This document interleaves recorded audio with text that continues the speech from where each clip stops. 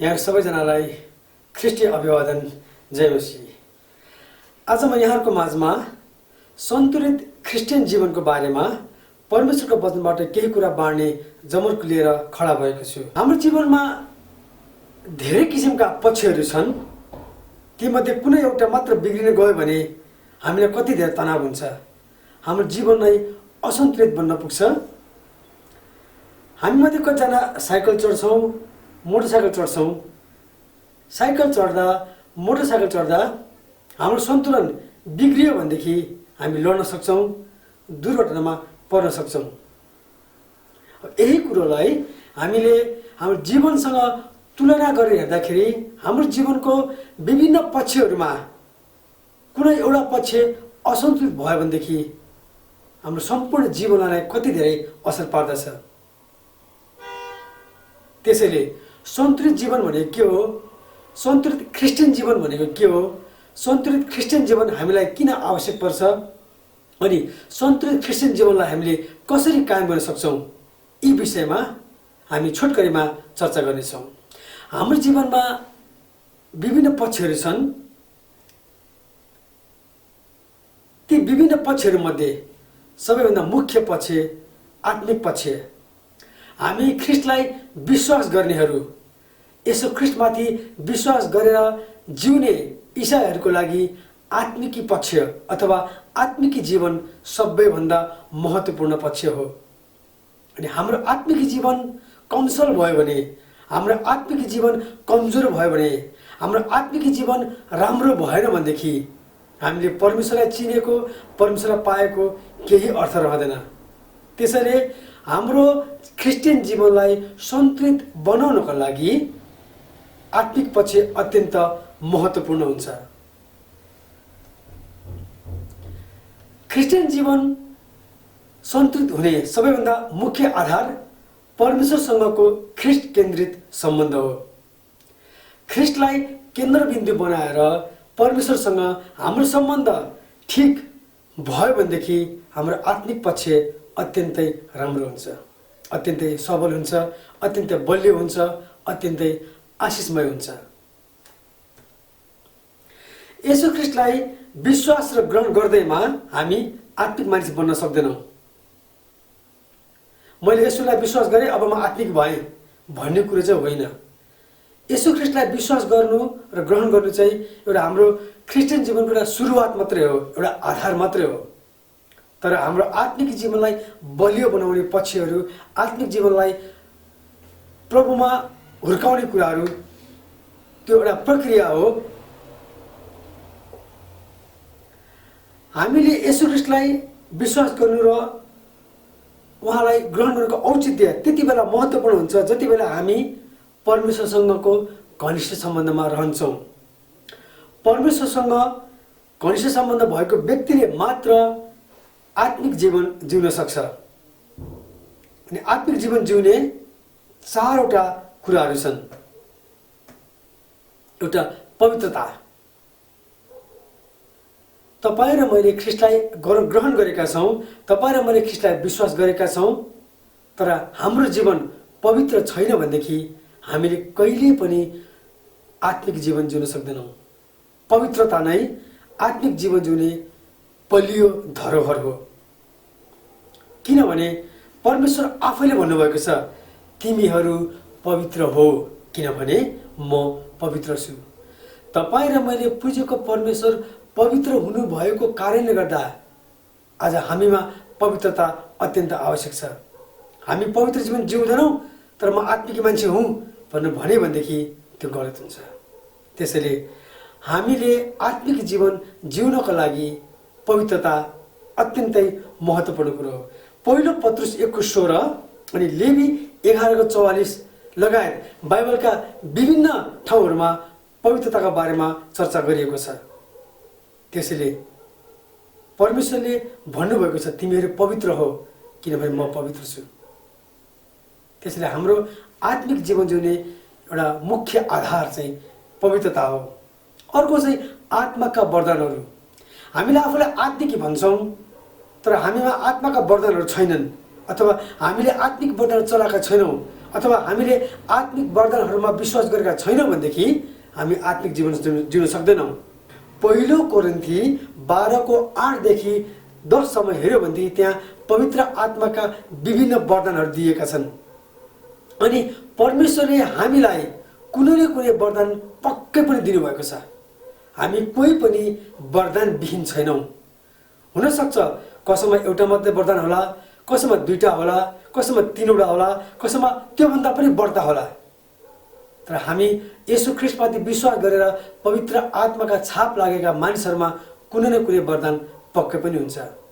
त्यो वरदानहरूलाई हामीले चलाउनु पर्छ र त्यो वरदानलाई हामी जति चलाउँछौँ त्यति नै हाम्रो आत्मिक जीवनको स्तरोन्नति हुँदै जान्छ। हामी आत्मिक रूपमा बलियो हुँदै जान्छौँ। कतिजनालाई आत्मा छुटाउने वरदान होला, कतिजनालाई भूत आत्मा धपाउने वरदान, कतिजनालाई रोगी बिरामी निको पार्ने वरदान। हामी मध्ये कसैलाई रोगी बिरामीलाई निको पार्ने वरदान छैन भनेदेखि हामी कतिपल्ट निराश हुन्छौँ। अनि ओहो पवित्र आत्माले त मलाई वरदानै दिनुभएको छैन कि भन्ने ठान्छौँ। हुनसक्छ हामी मध्ये कसैलाई रोगी बिरामी निको पार्ने वरदान नभइकन अरू वरदान पनि हुनसक्छ।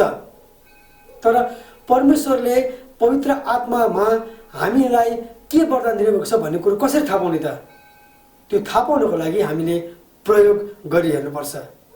जब हामी प्रयोग गरी हेर्छौँ अनि वरदान छ कि छैन भन्ने कुरो हामी थाहा पाउन सक्छौँ।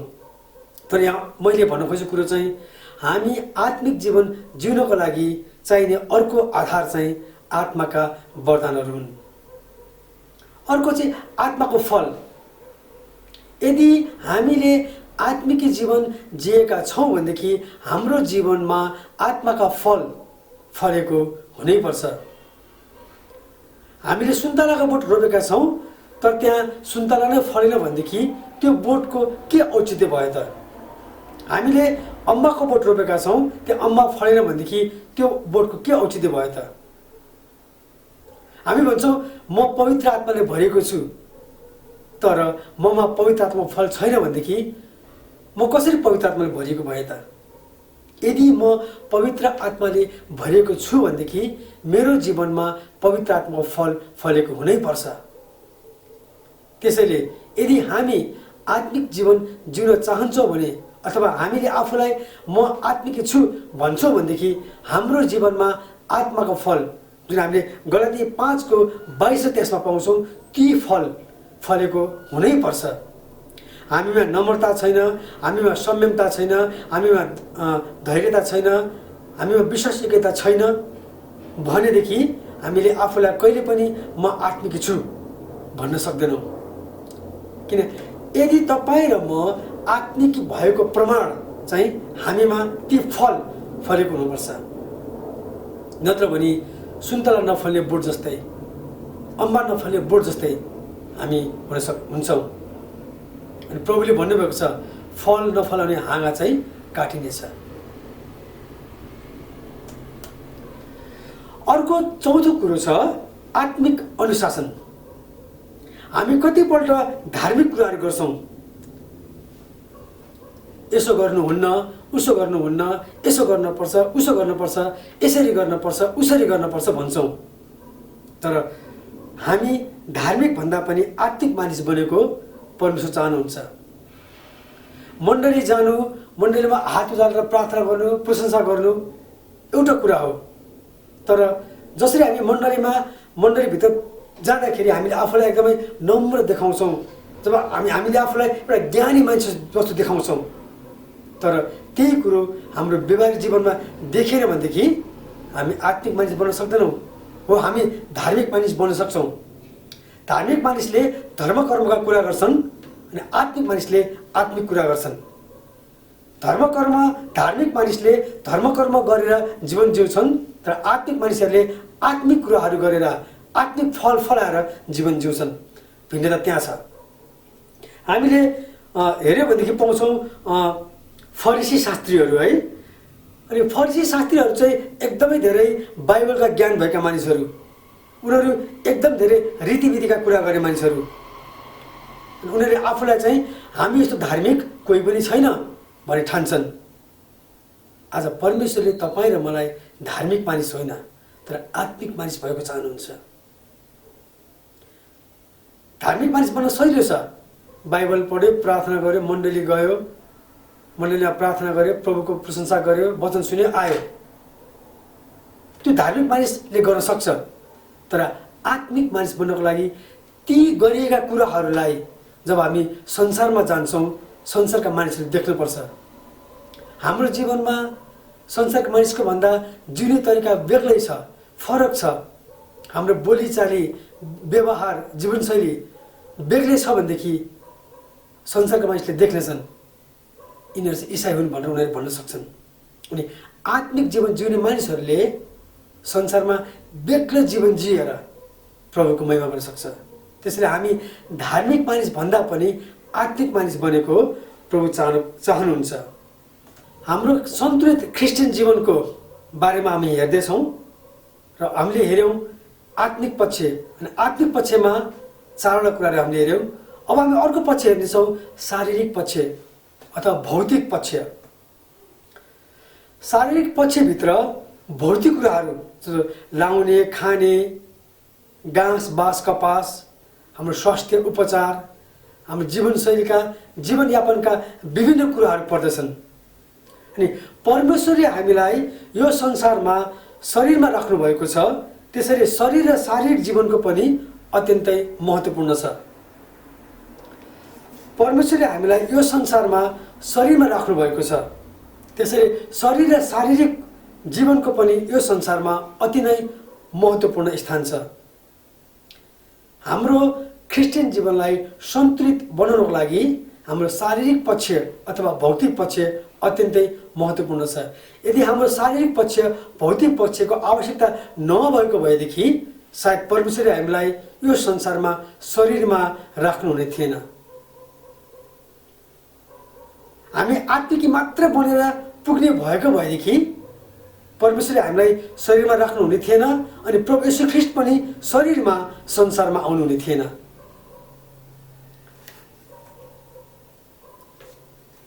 परमेश्वरले हामीलाई यो संसारमा शरीरमा त राख्नु भएको छ, तर कसरी राख्नु भएको छ? उहाँले हामीलाई तिमीहरू यो संसारको होइनौ भनेर राख्नु भएको छ। परमेश्वरले हामीलाई शरीरमा संसारमा राख्नु भएको छ, तर तिमीहरू यो संसारको होइनौ भनेर राख्नु भएको छ। तिमीहरू संसारको चालमा नचल भनेर राख्नु भएको छ। संसारका मानिसहरूले जिउने जीवन र हामीले जिउने जीवनमा धेरै भिन्नता छ। हो, संसारका मानिसहरूले खान्छन्, लाउँछन्, हामी पनि खान्छौँ, लाउँछौँ। संसारका मानिसहरूले जे लाउँछन् हामी त्यही लाउँछौँ। संसारका मानिसहरूले जे खान्छन् हामी पनि त्यही खान्छौँ। तर कतिपय कुराहरू हामीले लाउन मिल्दैन, कतिपय कुराहरू हामीले खान मिल्दैन। ती कुराहरूलाई हामीले विचार पुर्याउनु पर्ने हुन्छ। परमेश्वर स्वयं शरीरमा आउनुभयो। हामीले यूहन्ना 1 अध्यायमा हेर्नु पनि पाउँछौँ, वचन देहधारी हुनुभयो। अनि यसबाट पनि स्पष्ट हुन्छ कि हाम्रो शारीरिक जीवनको कति महत्त्व छ। यदि हाम्रो शारीरिक जीवन अथवा शारीरिक पक्षको महत्त्व नभएको भएदेखि येशू ख्रीष्ट शरीरमा संसारमा आउनुहुने थिएन। परमेश्वरले स्वर्गबाट नै बोलेर सबै कुरा गरिदिन सक्नुहुन्थ्यो। येशू ख्रीष्ट शरीरमा आउनुको कुरोले पनि हाम्रो शारीरिक पक्ष अथवा शारीरिक जीवनको महत्त्व कति रहेछ भन्ने कुरो हामी थाहा पाउन सक्छौँ। हामी संसारमा शारीरिक रूपमा रहेर पनि आत्मिक जीवन जिउनु पर्ने मान्छेहरू हौँ। यहाँ महत्त्वपूर्ण कुरो यो छ, हामी इसाईहरू आत्मिक मानिसहरू हौँ, तर हामी शरीरमा छौँ। शरीरमा कसरी छौँ? संसारसँग एउटै चालमा नचलेर संसारका मानिसभन्दा बेग्लै भएर रहनुपर्ने खालका छौँ हामी। त्यसैले हामीले शारीरिक कुराहरूलाई पनि सन्तुलन राख्नु अत्यन्तै जरुरी छ। म मेरो कुरा गर्दाखेरि म सन्तुलित भोजन खान्छु। म पाएँ भन्दैमा म पेट तन्किनी गरेर खान्न। म जगिङ जान्छु, म जिम गर्छु, म एक्सर्साइज गर्छु, शारीरिक व्यायाम गर्छु। म आफ्नो शरीरलाई सफा राख्छु, म आफ्नो शरीरलाई स्वस्थ राख्छु। किनभने मेरो शरीर पवित्र आत्माको मन्दिर हो। पहिलो कोरिन्थी 6:19 भन्दछ, यदि हाम्रो शरीर महत्त्वपूर्ण नभएको भएदेखि सायद परमेश्वरले हाम्रो शरीरलाई पवित्र आत्माको मन्दिर भन्नुहुने थिएन होला। यसबाट हामी स्पष्ट हुन्छौँ कि हाम्रो शारीरिक जीवनको कति महत्त्वपूर्ण स्थान छ सन्तुलित ख्रिस्टियन जीवन जिउनको लागि। हामी संसारमा बाँचुन्जेल सबै कुराहरू शरीरले नै गर्छ। हामीले सबै कुराहरू आत्मिकी भएर अथवा आत्मिक कुराहरू मात्रै गरेर हाम्रो जीवन चल्दैन। बाँचुन्जेल हाम्रो धेरै कुराहरू शरीरले गर्छ। त्यसैले हामीले शारीरिक जीवनमा विशेष ध्यान पुर्याउनु पर्ने हुन्छ। पाप केले गर्छ? हाम्रो शरीरले गर्छ। व्यभिचार केले गर्छ? हाम्रो शरीरले गर्छ। अघि हामीले पवित्रताको कुरा गऱ्यौँ आत्मिक जीवनमा, हैन? यदि हामीले व्यभिचार गर्यौँ भनेदेखि हामी कहिले पनि पवित्र हुन सक्दैनौँ। यदि हामीले पाप गरिरह्यौँ भनेदेखि हामी कहिले पनि पवित्र हुन सक्दैनौँ। कलसी 3:5 भन्दछ, यसकारण तिमीहरूमा जो सांसारिक कुराहरू छन् तिनलाई मार। अब हामी आत्मिक जीवन जिउनको लागि हामीले शरीरका कतिवटा कुराहरूलाई मार्न पर्ने हुन्छ। त्यो शरीरमा बोकेर हामीले आत्मिक जीवन जिउन सक्दैनौँ। अब हामीले शारीरिक जीवनमा भएका मार्न पर्ने कुराहरू जसले हामीलाई आत्मिक जीवन जिउनलाई सहायता गर्छ, ती मार्न पर्ने कुराहरू के हुन् त भनेपछि व्यभिचार, अशुद्धता, कामुकता, खराब इच्छा, लोभ, लालच, ईर्ष्या, झै झगडा, यस्ता कुराहरू चाहिँ मूर्ति पूजा हुन्। भनेपछि हामीले शारीरिक जीवनमा मूर्ति पूजालाई चाहिँ मार्न पर्ने रहेछ। मूर्ति पूजा भनेको मन्दिरमा गएर पूजा गर्नु मात्रै मूर्ति पूजा होइन। पाप, व्यभिचार, अशुद्धता, कामुकता, खराब इच्छा, लोभ, लालच, ईर्ष्या, डाह, कलह, झै झगडा, बेमेल, यस्ता कुराहरू चाहिँ मूर्ति पूजा हुन्। यस्ता कुरालाई बोकेर हामी आत्मिक जीवन जिउन सक्दैनौँ।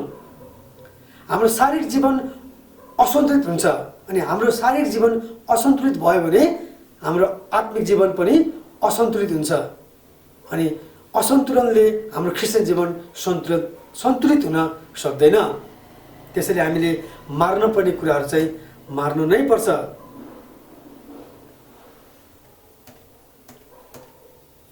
अर्को महत्त्वपूर्ण पक्ष छ आर्थिक पक्ष।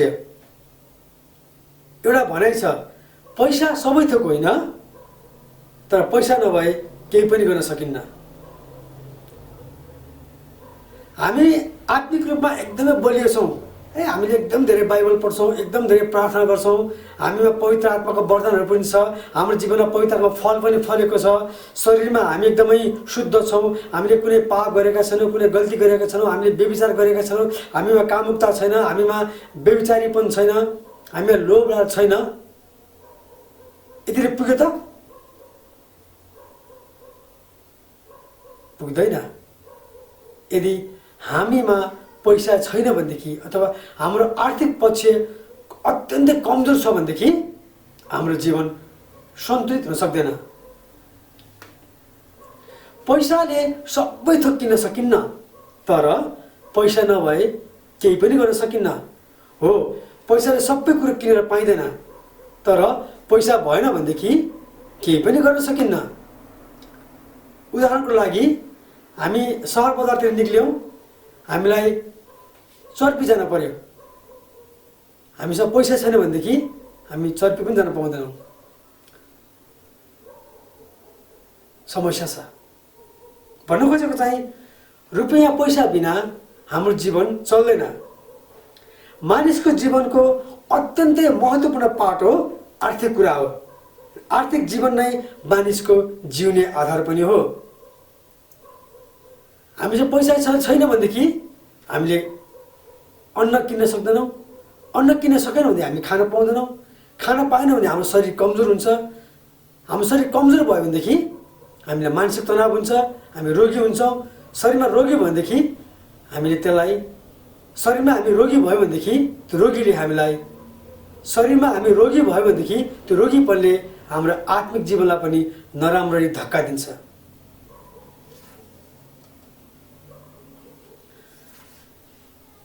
पैसा भएन भनेदेखि हाम्रो जीवन चल्दैन। यतिसम्म कि पैसा भएन भनेदेखि हाम्रो मण्डली पनि चल्दैन। हाम्रो मण्डली कसरी चल्छ? हामीले दिएको भेटी, हामीले दिएको दशंशबाट होइन। भोलि मण्डलीका विश्वासीहरूले भेटी नदिने हो भनेदेखि, दशंश भेटी नदिने हो भनेदेखि मण्डली चल्दैन।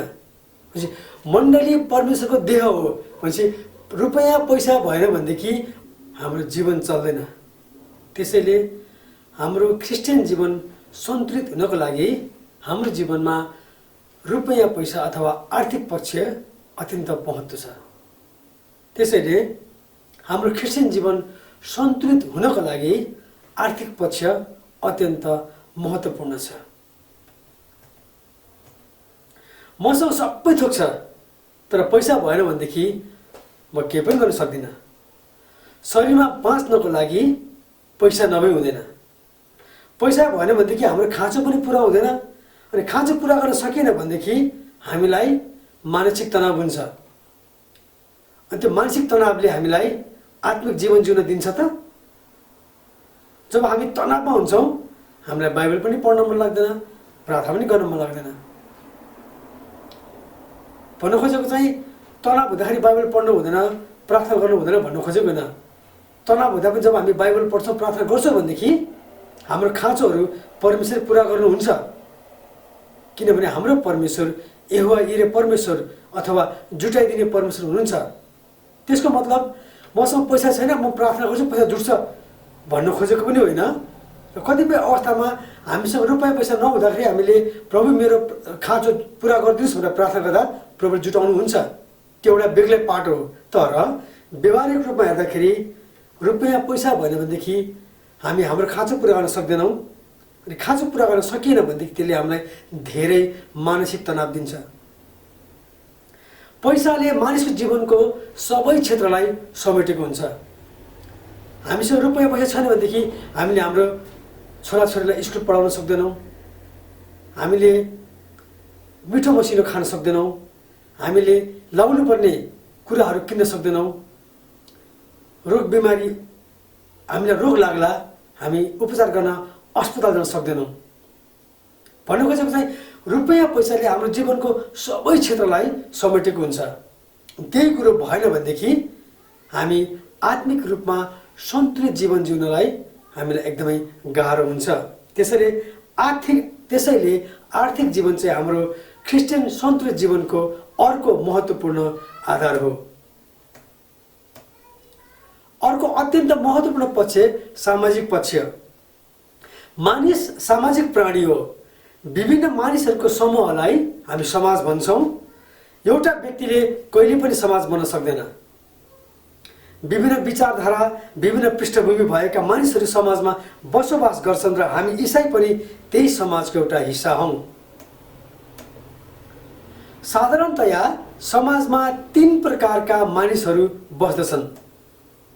एउटा अन्य धर्म मान्ने मानिसहरू, दोस्रो ईसाई धर्म मान्ने मानिसहरू, तेस्रो नास्तिकहरू।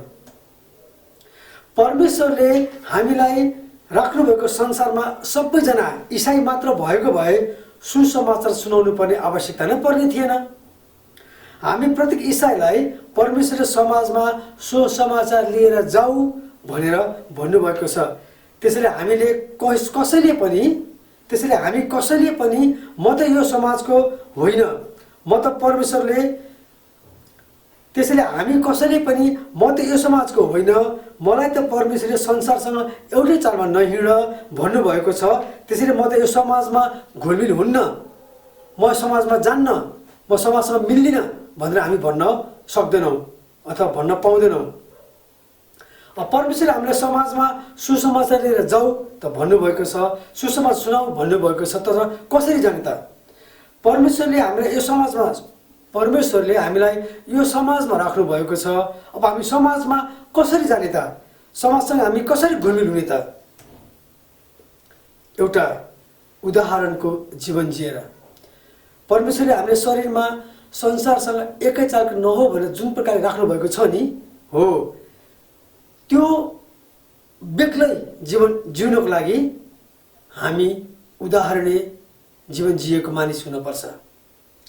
उदाहरणको जीवन जिएर हामी यो समाजमा जान सक्छौँ। सुसमाचार लिएर हामी समाजमा जान सक्छौँ। सामाजिक कार्यहरूमा छरछिमेकीसँग मिलेर, छरछिमेकीसँग हातेमालो गरेर, छरछिमेकीसँग सहकार्य गरेर हामी समाजमा जान सक्छौँ।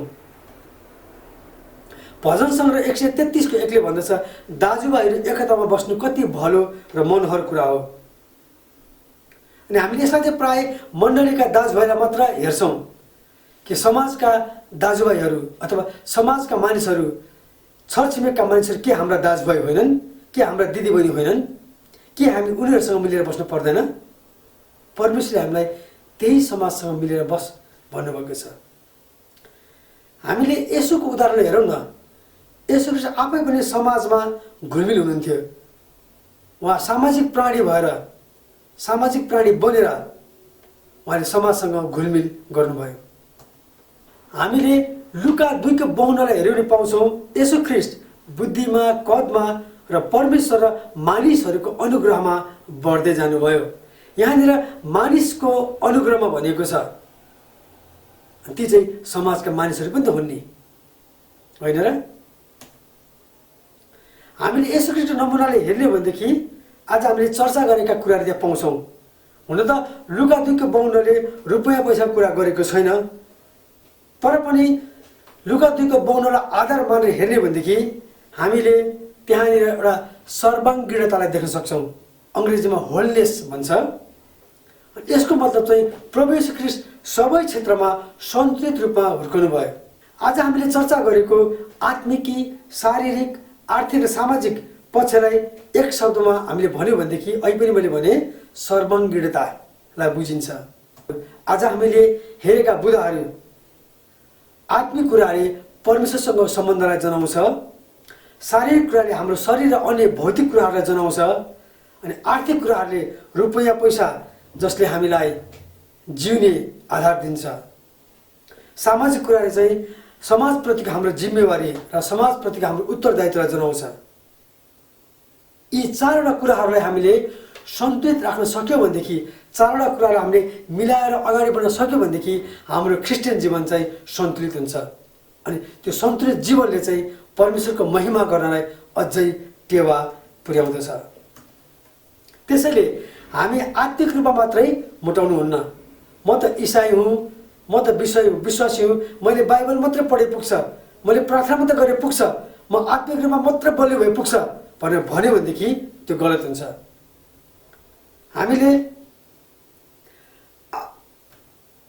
हामी आत्मिक रूपमा एकदमै बलियो भयौँ, तर हामीसँग रुपैयाँ पैसा छैन, हामीसँग बस्नलाई ठाउँ छैन, खानलाई खानेकुरो छैन, लाउनलाई लत्ता कपडा छैन, हामी समाजभन्दा बेग्लै भएर बसेका छौँ भनेदेखि हाम्रो जीवन सन्तुलित हुन सक्दैन। अब हामीले आत्मिक कुरालाई पनि पन्छायौँ, शारीरिक कुरालाई पनि पन्छायौँ, खालि पैसा पैसा पैसा भनेर हामी पैसाको पछि कुद्यौँ भने पनि हाम्रो जीवन चाहिँ सन्तुलित बन्न सक्दैन। वचनले भन्दछ, मत्ती 16 को 26, मर्कुस 8 को 36 भन्छ, सारा संसार हात पारेर आत्मा गुमायो भनेदेखि के लाभ भएर?